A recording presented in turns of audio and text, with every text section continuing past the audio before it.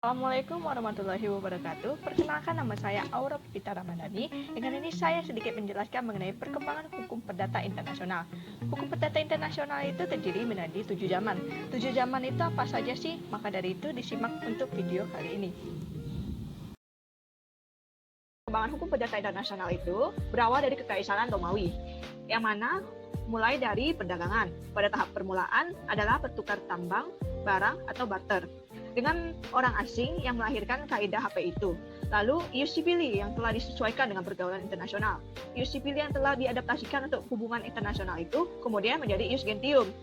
Ius gentium juga memuat kaidah-kaidah yang dikategorikan di dalam ius privatum dan ius publicum. Ius gentium menjadi bagian ius privatum berkembang menjadi HPI.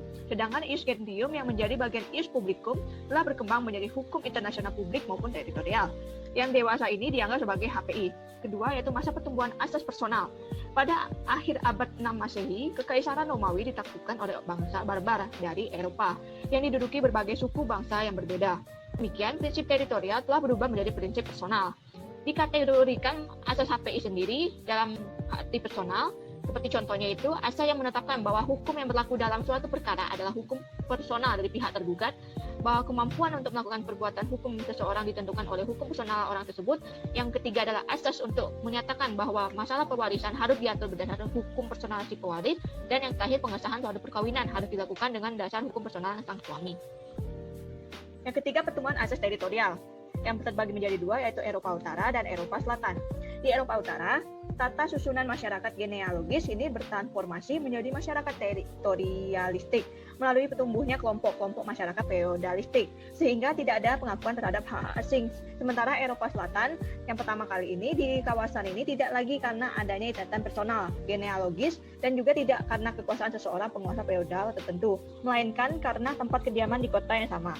Yang kedua, keanekaragaman sistem hukum lokal ditambah dengan tingginya intensitas di perdagangan antar kota seringkali menimbulkan problem pengakuan terhadap hukum dan hak asing kota lain di dalam satu wilayah kota itu sendiri.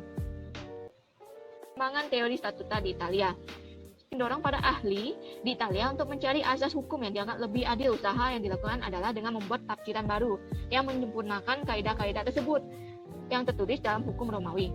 Doktrin yang telah dikumpulkan oleh Accursius kemudian dikembangkan oleh Bartolus de Sastoverato atau bab HPI itu sendiri. Bartolus menghubungkan statusa personalia dengan lex origin dan statusa realia dengan kekuatan teritorial hukum itu, lalu diklarifikasi ke dalam 2 atau 3 jenis kelompok jenis statuta. Yang pertama itu adalah statusa personalia, yang kedua statuta realia, yang ketiga adalah statuta mixta. Statuta Prancis yang mana pencetusnya itu adalah ada 2 orang, yaitu Charles Dumoulin dan Bertrand d'Argante. Nah, kedua hukum di Prancis. Nah, hukum di Prancis ini tersendiri disebut commute yang hakikatnya sama dengan statusa. Karena ada keanekaragaman commute tersebut dan makin banyaknya peningkatan perdagangan antara provinsi, maka konflik hukum antar provinsi meningkat pula. Keadaan demikian membuat para ahli seperti mendalami teori statusa yang menetapkan di Prancis dengan beberapa modifikasi. Keenam yaitu statusa di Belanda. Ulrich Huber dan temannya Jonas Ford mengaji 3 prinsip dasar yang dapat digunakan untuk menyelesaikan perkara-perkara HPI ini. Yang pertama, dari hukum suatu negara mempunyai berlaku yang berkelak hanya dibatasi wilayah kedaulatannya saja. Yang kedua, semua orang baik menetapkan maupun sementara yang berada di dalam wilayah suatu negara berdaulat harus mempunyai subjek hukum di negara itu. Yang ketiga, berdasarkan al-dun antar negara atau asas komunitas atau community, diakui pula bahwa setiap pemerintah negara yang berdaulat mengakui bahwa hukum yang sudah berlaku di negara asalnya akan tetap memiliki kekuatan berlaku di mana-mana sesuai dan tidak bertentangan dengan kepentingan subjek hukum di negara yang diberikan pengakuan itu. Di HPI modern atau universal ada 2 pencetusnya, yaitu Federico Carpon Sapini dan Pasquale Stanislao Mancini. Pada abad ini, pemikiran HPI mengalami kemajuan berkat adanya usaha kedua orang itu. Titik tolak pandangan adalah bahwa suatu hubungan hukum yang sama harus memberi penyelesaian yang sama pula, atau HPI itu bersifat hukum supranasional. Oleh karena itu, bersifat universal, maka tidak menyebut pemikiran Ponsapini ini dengan istilah teori HPI universal. Tetap pengakuan terhadap hukum asing bukan semata-mata sebagai komunitas, akan tetapi berkelompok pada kebaikan dan pemanfaatan fungsi yang dipenuhi bagi pihak yang bersangkutan. Mancini ini berpendapat bahwa hukum personal seseorang ditentukan oleh nasionalitasnya. Menurut mazhab Italia ini, ada 2 macam kaidah yang sistem hukum itu.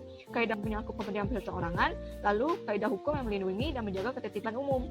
Dalam pembagian ini dikemukakan ada 3 asas API yang sampai sekarang digunakan, yaitu personal, yang kedua adalah dan berlaku bagi setiap orang di dalam wilayah kekuasaan suatu negara atau prinsip teritorial, yang ketiga adalah asas kebebasan yang menyatakan bahwa pihak yang bersangkutan boleh memiliki hukum manakah yang akan berlaku terhadap transaksi di antara mereka.